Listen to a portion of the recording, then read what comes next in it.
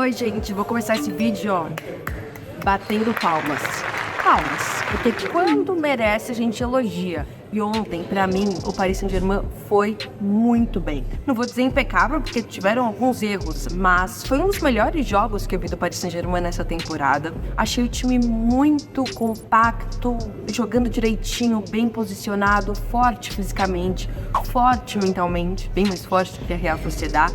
Eu gostei muito do que eu vi. Eu acho que tá surtindo efeito o trabalho do Luis Enrique, e o Paris Saint-Germain chegou nesse momento da temporada, não tem margem para erro, e fez o que deveria ter feito. Chegou no jogo contra a Real Sociedad, mesmo com a vantagem, tendo uma postura de que não tinha nada resolvido. E eu achei isso excelente. O Paris Saint-Germain mostrou força e mostrou principalmente ambição.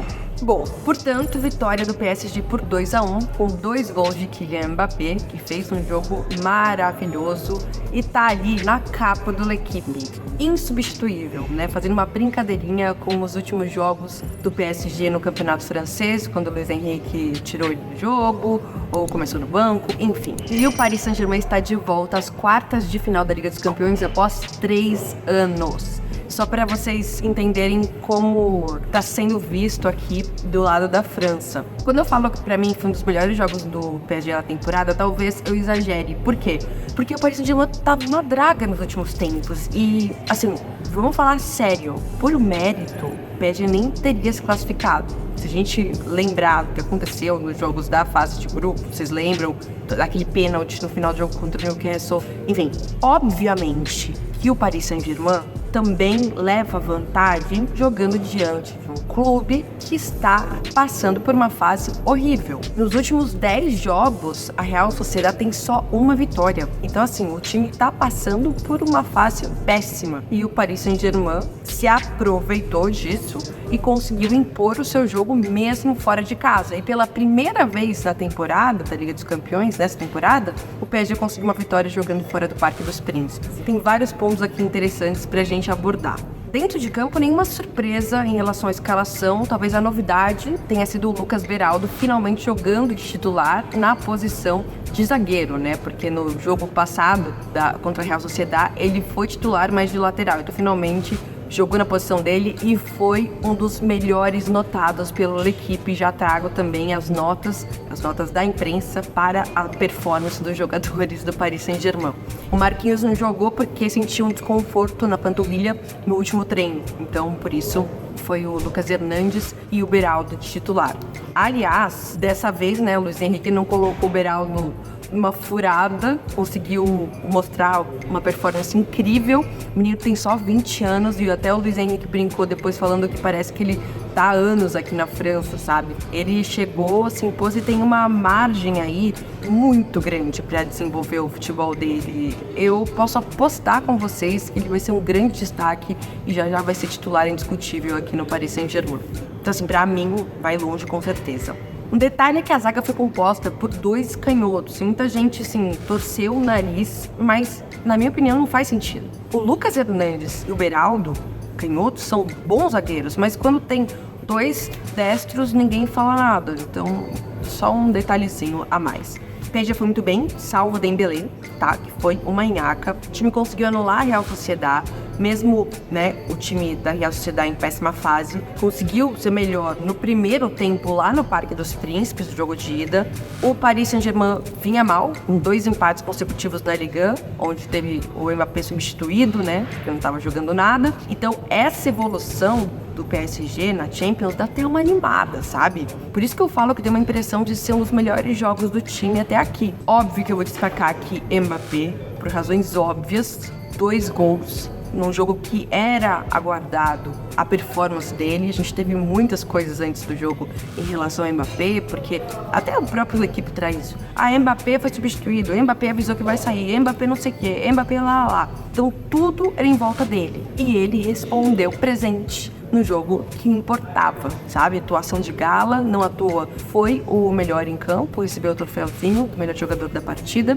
E a gente sabe que Mbappé, quando está focado e decidido, ele encontra o seu melhor futebol, né? Vocês lembram bem da final da Copa do Mundo contra a Argentina, que se não fosse Mbappé fazendo 3 gols, mudando a cara do jogo, nem teria ido para os pênaltis. Então, é um cara novo, 25 anos, mas que tem muito, muito potencial pela frente.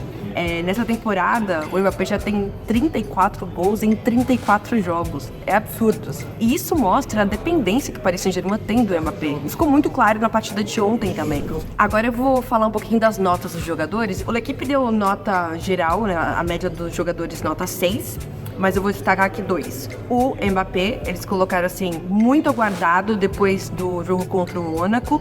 Ele foi titular e mais uma vez posicionado do lado esquerdo. Ele fez as diferenças contra o Traoré e o Zubeldia e conseguiu apagar o suspense das duas ações com grande classe. Foram os 2 gols dele aos 15 minutos, depois aos 56 minutos. Uma atividade contínua mesmo se ele não conseguiu fazer tudo. Aí estão bem, né? O Luiz Henrique levou nota 7, o Barcola 4, o Fabian Ruiz 5, o Vitinha 4, Donnarumma 7, Hakimi 4. Hakimi suspenso, viu? Pro jogo de ida das quartas de final. Ele já estava amarelado, então não teremos Hakimi pro primeiro jogo. Lucas Hernandes, nota 7, Beraldo, nota 7. Eu quero ler o Beraldo, né? Brasileiro, vamos dar aquela moral. O brasileiro de 20 anos foi muito melhor quando ele está na posição de zagueiro do que lateral esquerdo. Associado junto ao Lucas Hernandes, ele foi bem vigilante e estava bem posicionado para cortar as raras ofensivas bascas. Tá, Dembélé, gente. Dembélé recebeu nota 5. Ele teve 2 papéis táticos no jogo do Paris Saint-Germain ontem. Primeiro com a bola e uma posição diferente sem a bola. Quando o Paris Saint-Germain estava com a posse de bola, ele exercia uma função de camisa 10. Ele estava logo atrás do Barcola e do Mbappé. Sem a bola, ele caía mais para a esquerda ali para fazer um papel mais defensivo, onde ele foi melhor. Porque o Dembélé errou muito, assim, para mim foi um dos piores em campo. De longe, estava bem perdidaço.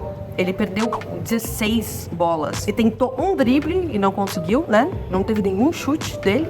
Enfim, Dembélé perdidaço ali nesse posicionamento. Mas, quando ele estava fazendo um papel mais defensivo, ele fez jus.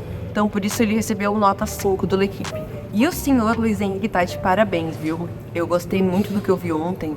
Teve a jogada do segundo gol, ela é bem característica do que o Luiz Henrique fazia no Barcelona. Foram 16 trocas de passes em 40 segundos. A Real Sociedad nem viu a cor da bola. Aquela jogada ali, o Paris Saint-Germain tem que se apegar naquilo e tentar levar para o restante da temporada. Foi, masterclass, como eles falam aqui. Agora vamos para aquele momento palhaçada. Juro, eu tenho cara de palhaço.